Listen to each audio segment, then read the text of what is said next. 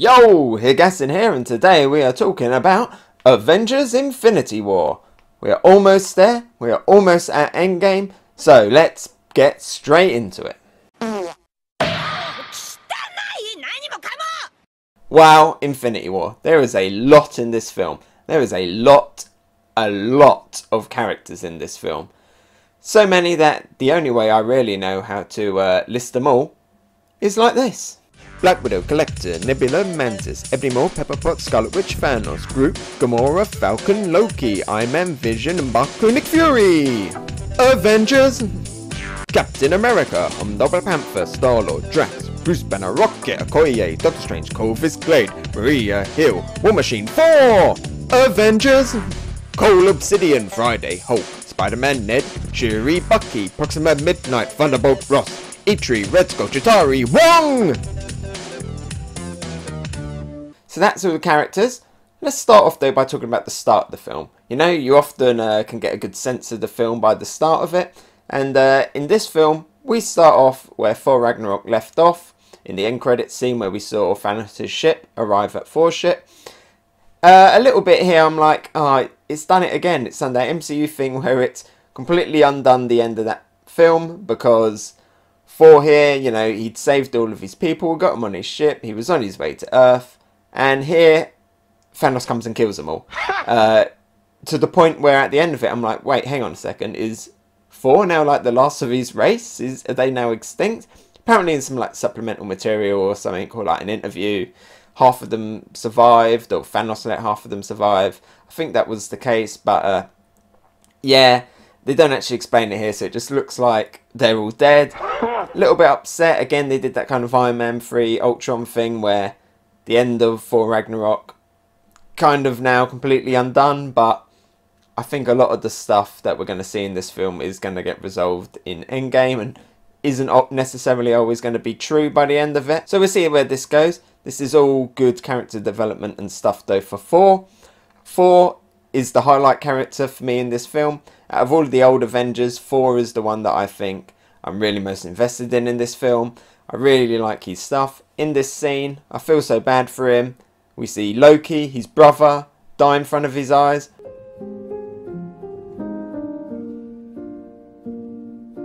We see his best friend, Heimdall, die in front of his eyes. All of his people are dead.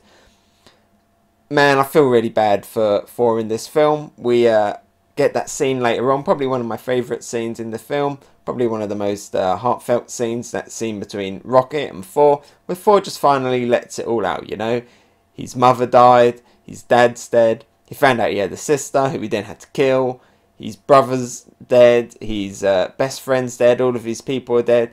And you get that really nice scene between Rocket and Thor, and Chris Hemsworth is playing it really well. You can tell that Thor is distraught, and this is where we get that kind of acknowledgement about the fact that Thor is now comedy Thor, and you can definitely tell here that it's all a front. He's putting it on as like a defensive wall, as like a shield. Deep down, you know, this guy's hurting, and I really do enjoy Thor's journey throughout this film. Him getting Stormbreaker and stuff, they're my highlight scenes.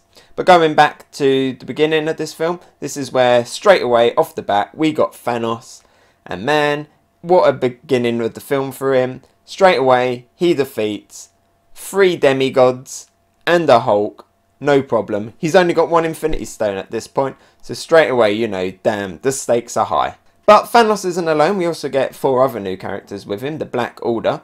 The highlight one, of course, being Ebony Maw. He's so great. He's got a really cool personality. He's kind of like a preacher. You know, he's playing up Thanos as like this prophet, this messiah kind of guy.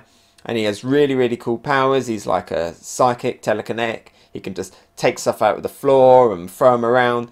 Really powerful. We get this really great scene where he's fighting Doctor Strange and Spider-Man and stuff in New York. Really good stuff. And of course, because he's the best one, they kill him off really early on.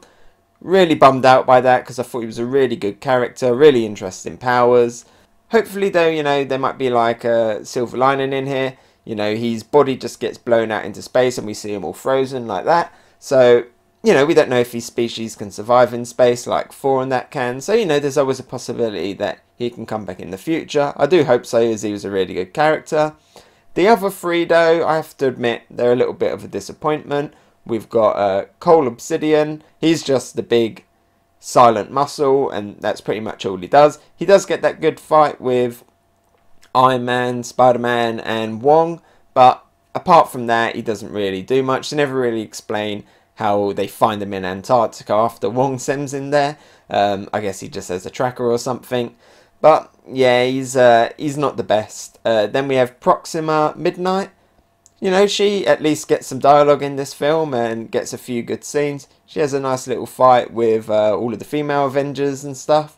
But again, she isn't all that. Her thing is just she has basically, like Korg said, one of those three-pronged sticks that's really good at killing three vampires really close together. But yeah, she doesn't really do much apart from that.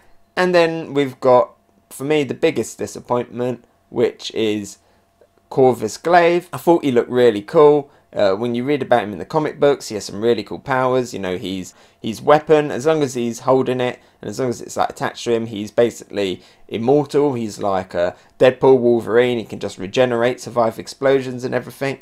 But we don't see that in this film. In this film, he's constantly dropping it. He gets stabbed twice in this film, and then once he's stabbed once, he's on the floor like, oh, I'm out, that's it, it's over for me. What a disappointment he was. It seems like there's such a big power difference between Ebony Maw and the others. Ebony Maw has all these cool psychic powers, and then all of the rest just have their fancy weapons.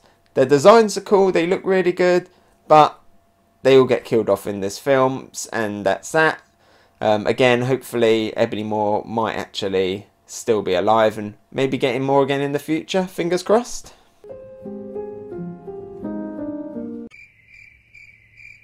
I also feel like the scene where Proxima Midnight and Corvus Glaive attack Vision and Scarlet Witch in Scotland, that's probably the weakest of the action scenes overall in the film. I don't know why, there's just something about it that's off. I think Vision just gets stabbed right at the beginning and then doesn't really do anything. It's another film where you don't really get to see Vision do his full potential. In fact, him and Corvus Glaive actually have quite a lot in common, because they both get stabbed twice in this film and pretty much spend all of the time just on the floor like, oh, I've been stabbed.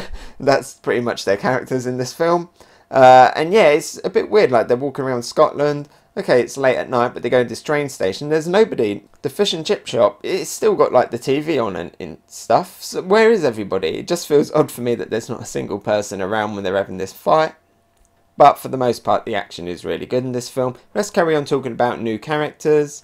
I'll touch on Thanos in a little bit, because we've got another new character first, and that's Eitri the Dwarf, who's not really a dwarf because he's giant. I do quite like his character, actually. He has one of my favourite jokes in the entire film, which is, you're about to take the brunt of a dying star. It'll kill you. And Thor's like, not if I die. And he's like, that's what killing you means. I really like that joke. It makes me laugh every time. And my other favourite joke, by the way, is, I am Groot.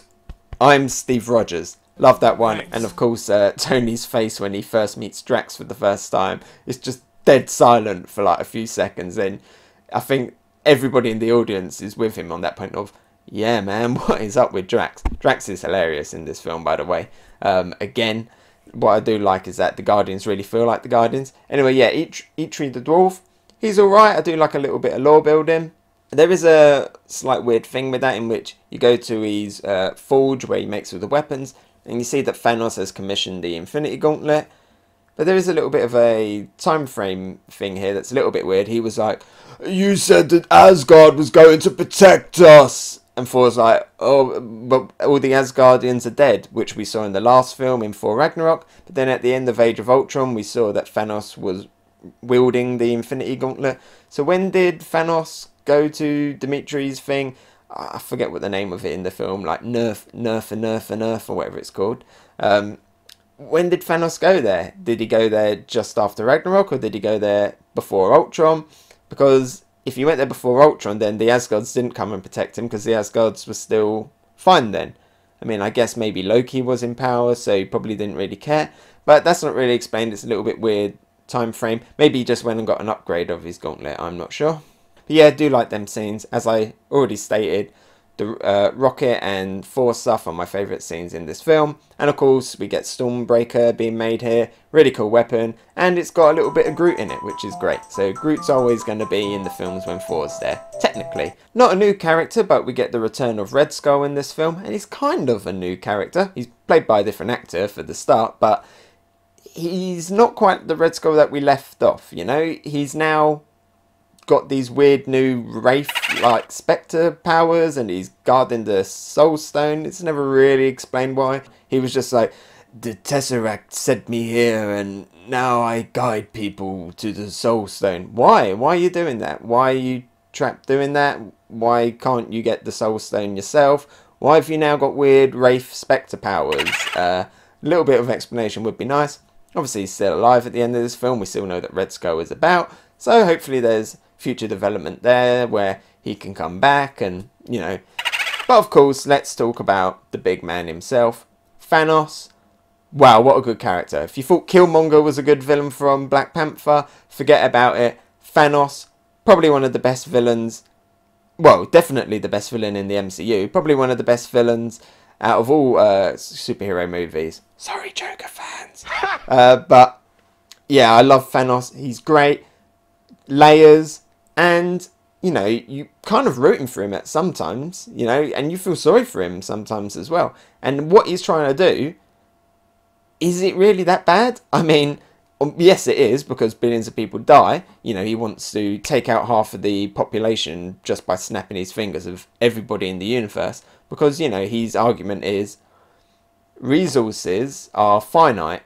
So the more the population have, the more people get greedy on the resources, you know. And then it doesn't get evenly distributed. So if you halve the people, then you can evenly distribute the resources. You know, he's not going to take people out, you know, oh, we'll just get rid of the poor people. No, he wants rich people, poor people. It doesn't matter. Equal numbers of people dead. Then they get to share their resources. Yes, that's a bad thing, because like I say, millions of people die. Well, trillions, billions of people. But at the same time, it makes sense. So it does make you think, and it is like, I don't know, is it a good thing? Is it a bad thing? It's that really fine balance. The way he's going about it is bad. You know, he's killing people before he's even let the snap judge. But yeah, it's a really good thinking villain, and it is something that I hope is brought up in Endgame, you know, because he actually does the snap and billions of people dies. But he states the fact that when he did it on Gamora's planet, then people are now better off. And I hope in Endgame they at least focus on that a little bit. I don't want it to be like, oh, Thanos said his snap and now everything's bad. I'd like to see maybe 1, 2 characters, or at least somebody, acknowledge the fact that there has been some sense of goodness come out of this in the end. You know, maybe one character who doesn't want the snap to revert or something like that. It'd be interesting to see. I'm sure they'll probably just play it as, oh, Thanos did his snap and now everything sucks. But it'd be interesting to see if they do take the better elements of what he did and bring that forward. But yeah, really interesting villain, good personality. And like I say, you do kind of at times root for him, and you do at times feel sorry for him. In particular, that scene where he has to sacrifice Gamora, who he loves, and throws him into the pit. That's a actually generally sad scene. I don't really think that she's actually dead. I suspect that maybe she is probably still alive inside the Soul Stone to some capacity. But this is a generally bad scene. And throughout the film, you do really feel sorry for him, you know, when he finds out that Ebony Moore's dead. You can see he takes that personally as a loss. And also, one scene I really feel bad for him, I don't know why, is that scene where he makes Gamora the soup, and she takes it and she just throws it at his throne. I feel really bad for him. Like, just before that, I can imagine him with like an apron on, he's sitting there, he's making the soup, maybe he's all happy, like, oh, I'm going to make her this soup, and she's going to like it. Gives it to her, and she just throws it away. I feel so bad for him. Also, just got to say, the CGI on Thanos is amazing. His face looks so detailed, it makes him really believable, makes it feel like he's in the scene, and Josh Brolin plays him amazingly as well. Definitely Thanos, double thumbs up. I will be really bummed if he dies in Endgame. Although, just one thing with his character, man, the guy likes bubbles, doesn't he? Also, why didn't he kill Drax and Mantis? You know, he turns them into spaghetti and bricks, but he doesn't kill them.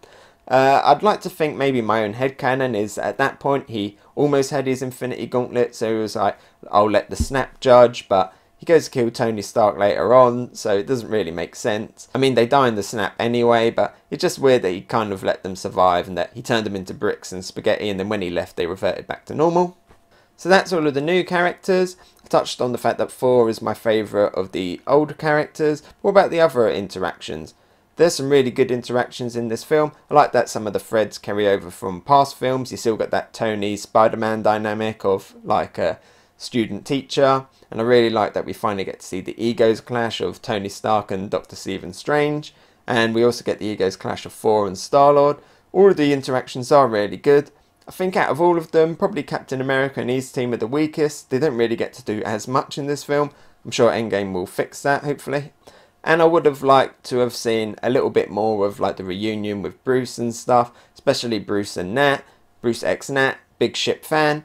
But yeah, we don't really get to see as much of that. So maybe again in Endgame they'll play on that a little bit more. Looks like there's going to be some kind of time skip. Action in this film. Generally very good action. I did say that I don't really like the Scotland scene. You got the bit in Wakanda where they're fighting yet another horde of identical bad guys, but there's still some good stuff in that. That's kind of like a Avengers trope now, so I guess every film's going to have that. But this one's alright. I'm surprised that nobody in that scene though references the fact that it is exactly like the Phantom Menace. You know, you've got the Gungans versus the droids, but it's the Avengers and Wakanda versus the Venom Machamp monsters, and no one points out the fact that it is Phantom Menace, like almost like scene for scene. You know, you've got all of the people lined up inside like the Gungans, inside an energy shield, and then these big ships drop and they open up and out come identical monsters that attack them. It is so similar. I almost expect at least one little character to be like on the Wakandan side to be like steady, steady, you know, or like a Captain Tarpals or something. But the best scene, or the best action scene in this film I should say, is Tony's team fighting Thanos on the planet. That's a really good scene, great action in there. I am a little bit, you know, upset that Peter, he messed it up, didn't he? They had it, they almost got the glove off, but Peter couldn't keep his emotions in check. He hit Thanos, which ultimately let Thanos get the upper hand again and get his gauntlet back. I'm a little bit upset that Peter died at the end of this film. He was one of the people that got taken out in the snap. I would have maybe liked him to stay around and, you know, see the ramifications of his action here. But unfortunately, I don't think we're going to get to see that. It would have been nice. But yeah, that's a great little scene. And now we have to talk about that snap. Because man, that is a powerful scene. Every single time I see it, powerful. I'll never forget seeing it in the cinema for the first time. I then went a second time with friends who hadn't seen it. And it was all equally as good sitting there watching them react to it. Every time I watch it though, I still get those feels. You know, I'm not a crier. I'm not trying to be manny or anything. It's just in my blood. I'm not a crier. But man, I was holding them back when I was watching that. It's powerful stuff. You kind of know that it's going to be undone, especially the fact that Spider-Man Far From Home, there's already a trailer out. We saw Spider-Man die. It's the one time where I wish the marketing team actually held off the marketing for Spider-Man Far From Home until after Endgame. We're all going to go see that Spider-Man film anyway, so I doubt it's going to affect ticket sales. But yeah, I wish they hadn't done that. And then there's all other films being announced as well, like Black Panther 2 and stuff. So you know it's going to get undone, but it's still powerful nevertheless. I do find it weird that their clothes disappear when they snap as well. I mean, you see Bucky go down, he drops his gun. So his gun doesn't disappear, but all of his clothes does and his metal arm does. Groot disappears, but the handle on Thor's Stormbreaker doesn't. I guess maybe that's dead now, but just a small little thing, you know. Falcon's wings, they disintegrate as well. Okay, fair enough. Yeah, Avengers Endgame, wow. Amazing film. You know, I pointed out a couple of little things that aren't necessarily great, like the fact that the Black Order are pretty much just throwaway bad guys. But apart from that, this film is epic. It's great seeing all of these characters on screen together.